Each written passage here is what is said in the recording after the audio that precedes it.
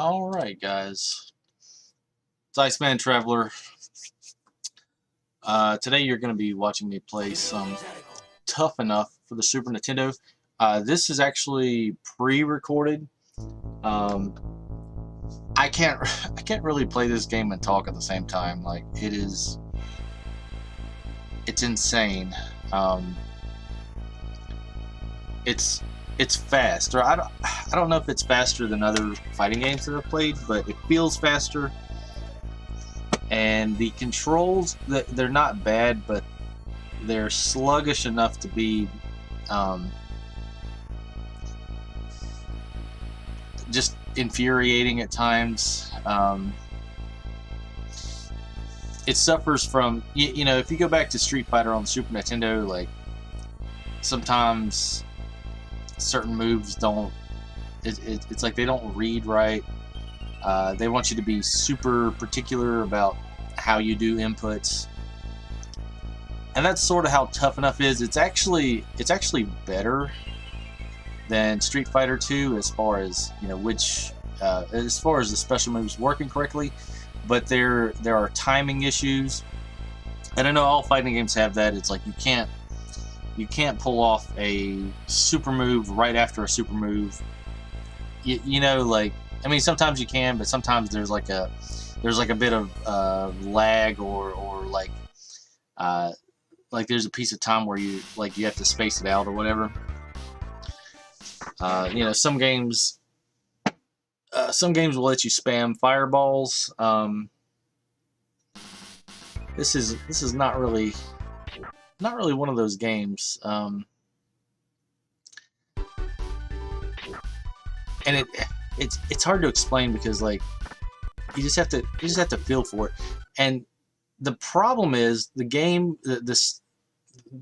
speed is so high that, you know, that, like, the girl that I'm playing as, Kotono, she's got this anti-air move where she missiles straight kind of up in the air, and there's a delay between the amount of times that you can do this move. And the issue with that is, like, there's multiple times where that would have been, you know, handy to have.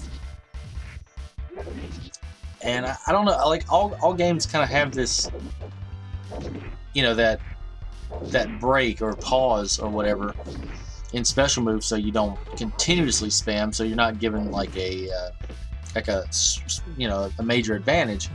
But the issue here is the game speed. It's so fast, or it feels fast to me, that it feels like you're being limited. Like, because if you have the time to input, you know, like, you should be able to have that special move, but I don't know. That's just me. Anyway, this is Tuff Enough. In Japan, this was called Dead Dance. This came out I thought it came out in '95, but I think it was closer to '93. So we're looking at, you know, after Mortal Kombat 1, and maybe while MK2 was in arcades. I think this was out.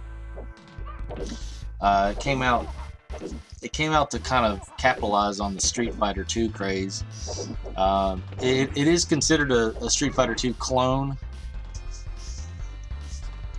but I think it's different enough that, you know, it's its own thing. It doesn't feel like Street Fighter.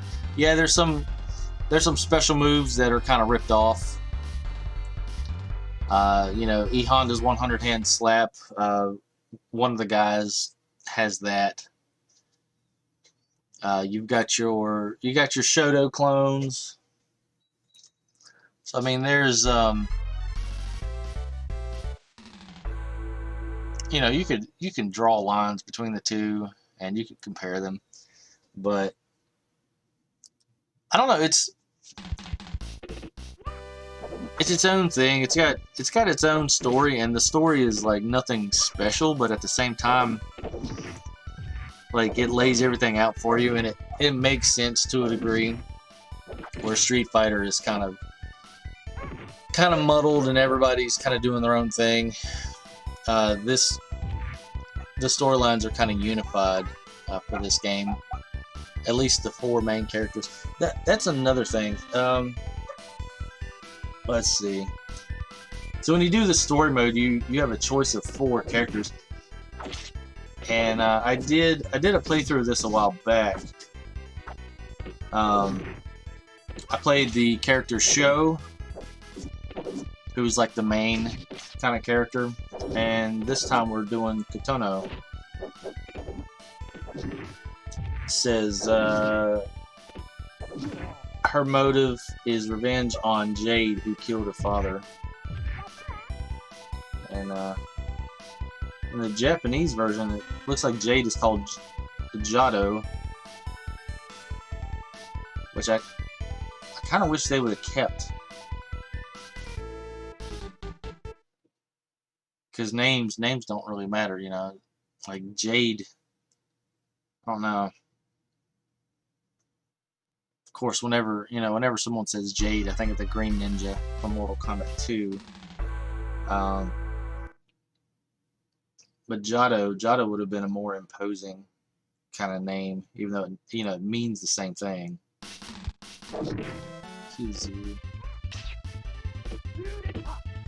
Anyway, so yeah, there's like the 4 main characters. When you start the game, you have to fight the other 3 at the beginning, and so you're in Jade's tower, and there's like it's kind of like a Coliseum kind of thing, like there's a battleground. It's almost like Shao Kahn's Coliseum, and you can see that it's been a long time. There's a lot of destruction. So Jade's been in power for some time. It would have made more sense if they'd have just said that he acquired the tower, but it states specifically in the intro that Jade built the tower, so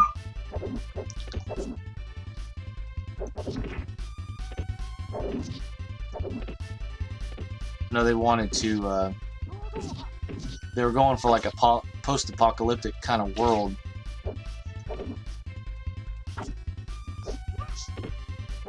The only thing I can think of that would make sense is maybe Jade built a tower on top of something else, and that would explain why the bottom part is in such decay. But if he's building on top, then why is the top all? But it doesn't make any sense, and it doesn't really matter.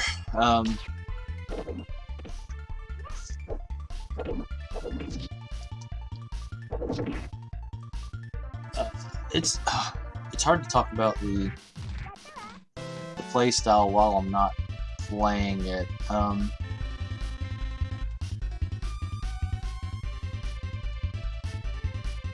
Because it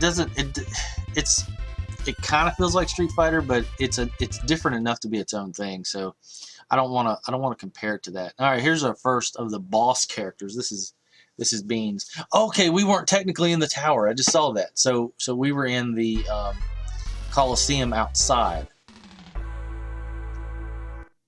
because that was the mini tournament. Okay, that makes sense. Totally disregard. So we're right outside the tower. Okay, that makes sense now. Nice. I've been playing this game for years, and I just now noticed that. That's crazy.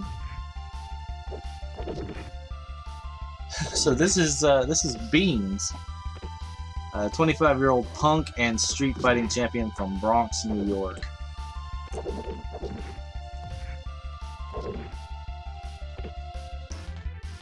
And he's the one that he's got the E Honda 100 hand slap variation.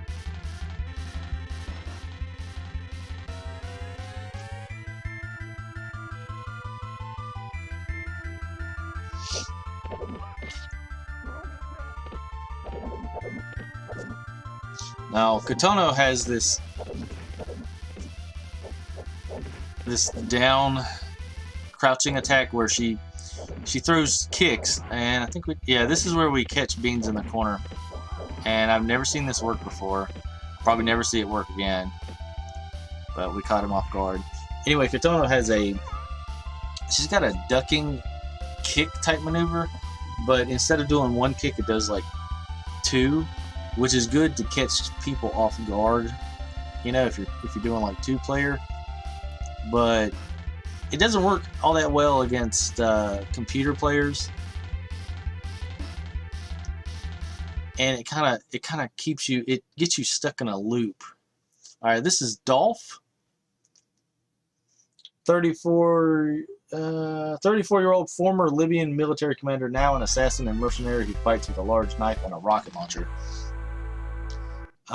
Dolph probably has the best intro. And why they didn't do this for more characters, I don't know.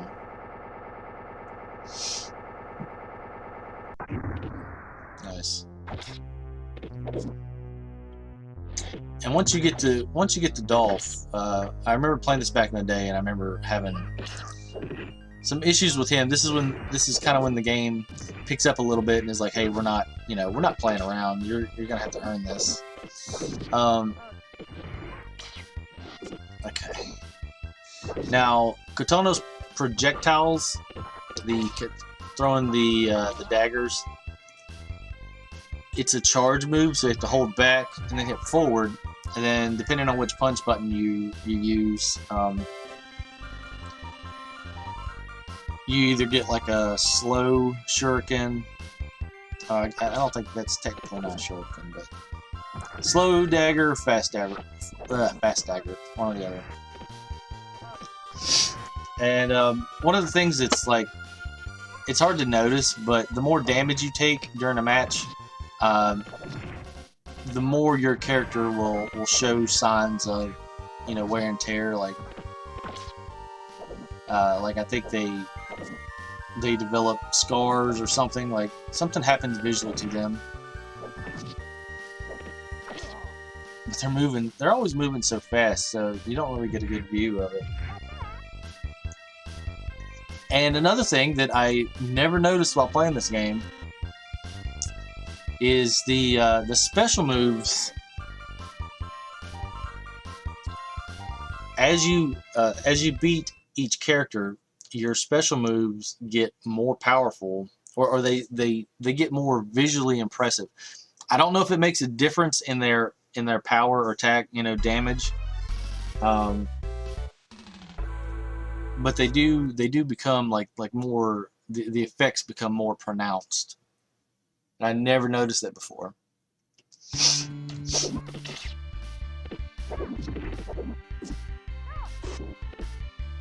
Black hole attack is not fun. So this is Rei Mizuno, a 19-year-old Kempo expert and magician from Japan. She has the ability to summon spirits which aid her in combat. That's why she's kind of like, she has her own little temple area.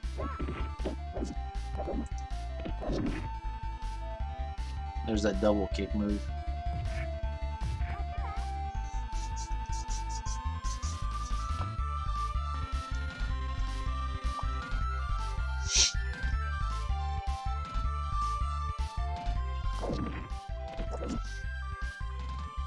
And yeah, a lot of the inputs are similar to Street Fighter. Kotono has a rush attack that's a down to back move when you use one of the kick buttons. And then she's got like a back forward kick. That's the rising missile attack. So it seems like there's a good mix of Street Fighter and some simplified Mortal Kombat inputs. One thing that I've noticed though is if you're doing like a roll-based special move, you almost have to come to a dead stop before you input the motion. Otherwise, it's not going to read correctly. But with charge moves, you can kind of hold back, or hold down and back, and it'll still work, I think. I'm pretty sure.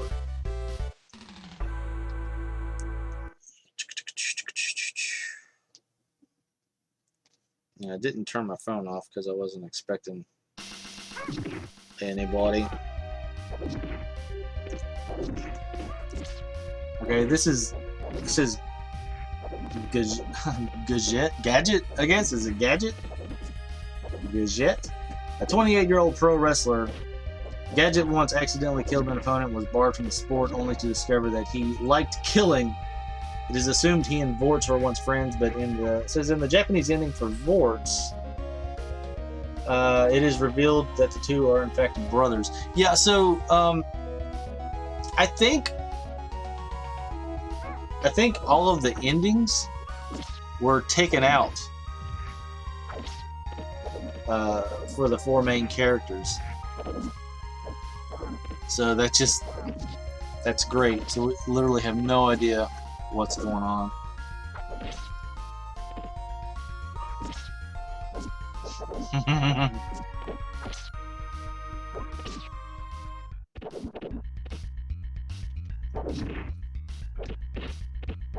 And Gadget is he's basically a clone of Vorts. So that's the other clone. The other 2 clones were Sho and Zazie. The 2 Shoto clones.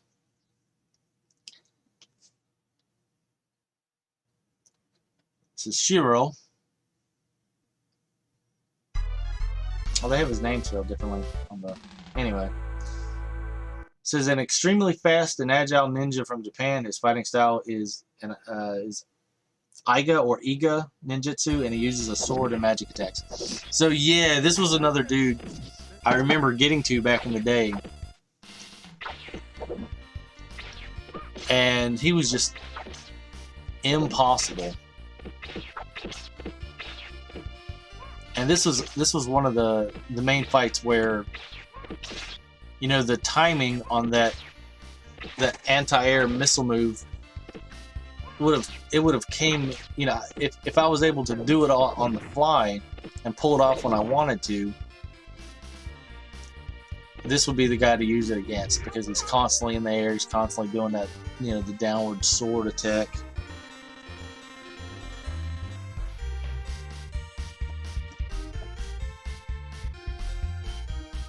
He's got kind of like he looks like Shredder a little bit.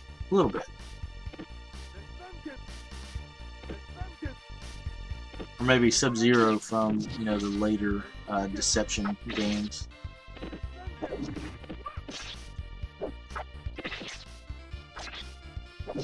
He has such a long reach.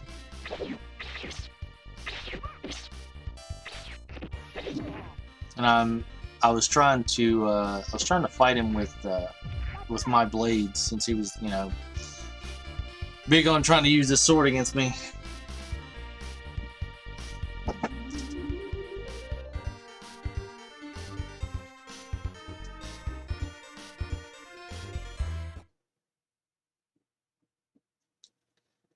Alright, this is K-S or K's or Kaizu.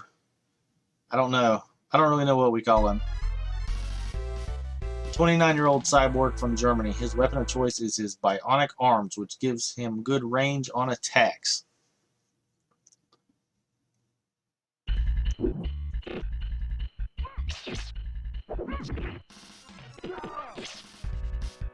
Now,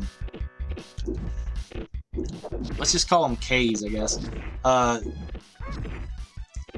K's has some really good reach, reminiscent of Dalsim or Dalsim from Street Fighter.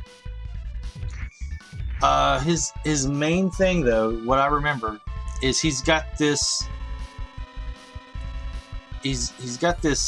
special move where he calls down electricity. It's either he calls it down or he calls it there. Okay, so yeah, I think he was going for it there. Basically, he creates an electric field going from the top of the screen to the bottom, and it rushes at you. And for the life of me, I don't really know what you do in that instance other than just take damage. Nice.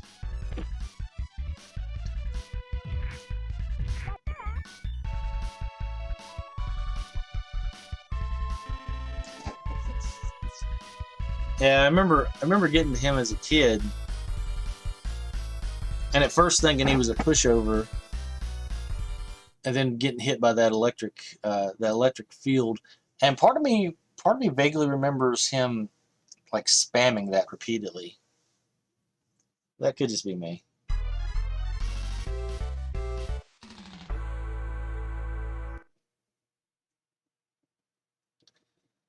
And this is the final boss. This is Jade or Jado. And as you can see, the my special moves that I used against him. I don't think I used too many special moves against him though. Like there's more flashy effects on him. Come on. Yeah. See, the special moves look more powerful. Nice.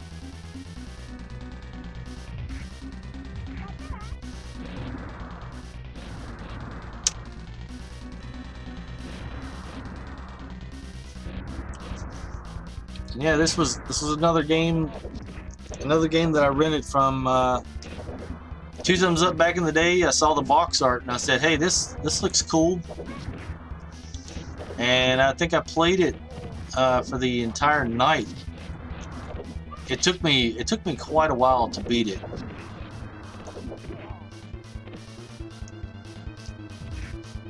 Of course, back in the day, my reaction time was higher, but I didn't have I don't know, some of my not instincts, my tactics. Okay, normal level, final stage clear. Congratulations, you beat the meanest, toughest guys around. You're more than tough enough. Yay. But my tactics, I hadn't really perfected, like, my fighting theory, if you will, quote unquote. Because I mainly played Mortal Kombat, and I didn't get into Street Fighter until a little later. So those kind of games that played similarly to Street Fighter, I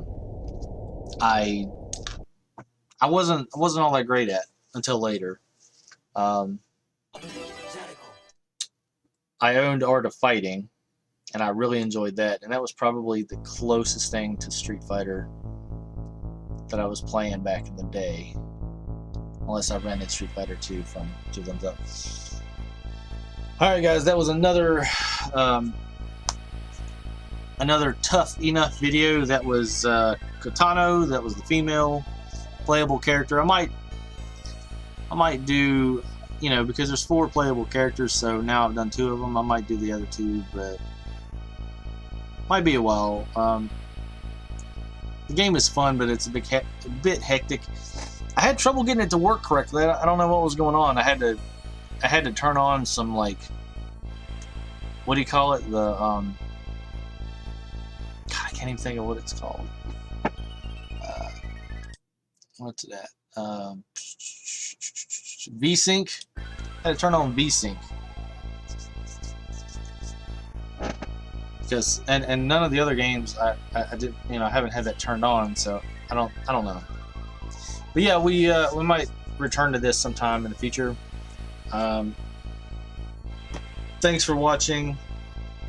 Like, comment, and subscribe. And I would have played this game, like, I would have recorded it as I'm playing it, but all you would have gotten out of me is probably like, it's like, it wouldn't have been all that interesting. Not saying that, this commentary was interesting, but, you do what you can. Play, I'm more of a video game player than I am a talker, a commentary. Alright guys, it's been fun. Take it easy. See you next time.